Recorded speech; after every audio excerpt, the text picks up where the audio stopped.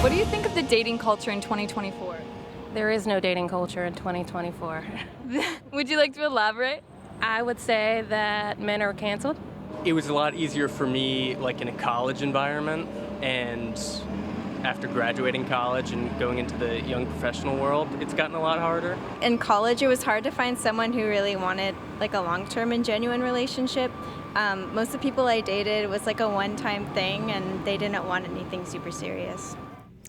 In a society where finding Mr. or Mrs. Right is becoming increasingly difficult, where the number of singles has spiked and marriage rates have plummeted, it's not easy to settle down, marry, and start a family. That empty crib is as true for faithful Catholics seeking the vocation of marriage as it is for the general population. So when comments JD Vance made a few years ago resurfaced recently, criticizing childless people, it hit a nerve, spiraling into a nationwide conversation. Here's a clip of what he said as a then Senate candidate on Fox News in 2021. We're effectively run in this country via the Democrats, via our corporate oligarchs, by a bunch of childless cat ladies who are miserable at their own lives and the choices that they've made, and so they want to make the rest of the country miserable too. And it's just a basic fact. You look at Kamala Harris, Pete Buttigieg, AOC, the entire future of the Democrats is controlled by people without children. And how does it make any sense that we've turned our country over to people who don't really have a direct stake in it? I just wanted to ask that question and propose that maybe if we want a healthy ruling class in this country, we should invest more, we should vote more, we should support more people who actually have kids. We should note Kamala Harris is a stepmother of two. The media frenzy over Vance's comments point to a broader conversation on the role of marriage and family in America at a time when our shrinking fertility rate has hit a historic low. According to the latest data from the CDC's National Center for Health Statistics, the United States saw almost 3.6 million births recorded in 2023, a 2% decline from 2022. That's a fertility rate at 1.62 births per woman, the lowest point in more than 50 years, and well below the replacement point of 2.1. Those low birth rates mirror the downward trend of marriage. The center's latest data shows there are just over 6 marriages for every 1,000 people in the United States, compared to a record 16.4 in 1946 after World War II.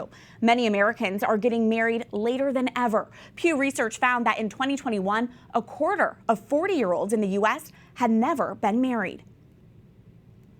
When you begin to dig into the why behind the lower marriage and fertility rates, the reasons people cite can vary from economic concerns to focusing on their career. But there are also singles out there who desire marriage and children and say it's out of their control with the state of the modern day dating culture. This week, we wanted to explore what that Catholic dating culture looks like today. When we asked women to describe what it's like to date in 2024, they tell us it's dry, dull, nothing is out here. Difficult. Complicated. Tragic. The reasons, they say, vary. I think with the dating apps, it makes it a little bit more difficult because it creates more of a shallow environment. Everybody's on different pages. Nobody wants the same thing at the same time. Everybody's like taught to kind of be more independent when a relationship is supposed to be together. Catholics are not immune from these very challenges. The Catholic marriage rate plummeted by about 70% between 1969 and 2019, according to a recent report from Georgetown University's Center for Applied Research in the Apostolate. There's even a popular Instagram account, Catholic Dating Nightmares, documenting the cringeworthy encounters that range from the awkward to the downright offensive. I just say it's really bad out there. It's really bad out there. Sarah Perla is communications manager for the Catholic Project at the Catholic University of America. Wanting to address long-term challenges facing the church, the Catholic Project hosted a panel on why Catholic dating is so hard, featuring 6 unmarried Catholics at the recent National Eucharistic Congress in Indianapolis.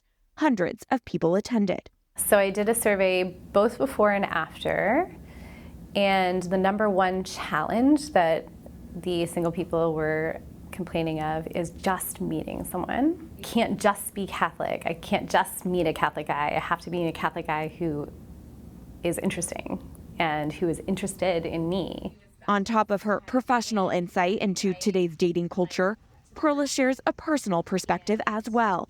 as a single Catholic woman in her early 40s, a perspective that's all the more valuable given recent national discussion. Well, I think we should just mention the whole childless cat lady thing. It's interesting that women are blamed for the situation in a way that I think is very unfair, because we still want to be pursued, and if we're not pursued, then there's not a lot we can do. Perla says one of the greatest challenges to Catholic dating today is finding someone who is both a well-formed Catholic and someone you can connect with. It's a mistake that some people make when they try to set people up and they say like, oh, he's Catholic. And you're like, that doesn't tell me much at all. Is he funny? Does he have interests? Does he do anything outside of read theology? Because if not, then we're not going to have anything to talk about. I didn't expect to be single into my 40s. That was not my plan. Anastasia Northrup shares both a personal and professional insight into the dating world as well, as a single Catholic woman in her 40s and founder of the National Catholic Singles Conference. I started the conference really with the aspect of idea formation, helping form people, but then also there's the aspect of community. Over the years, I've seen how important that is. You know, we're called to communion, we're called to fellowship, and we don't live our faith on our own or in a vacuum. And so, especially as single people that don't have that built-in family community, having relationships and friendships is very important. That community, Northrup says, is essential for single Catholics to embrace the gift of the present moment and their calling to love others now. People did not expect to be single this long. They expected to just grow up and get married and have a family, and then they find themselves, at mid-30s, and wait, where's my husband and my kids? Both Northrup and Perla encourage local Catholic parishes to be more intentional in including unmarried Catholics and of fostering community among singles, as these members of our church continue to pray and see God's plan for their life unfold.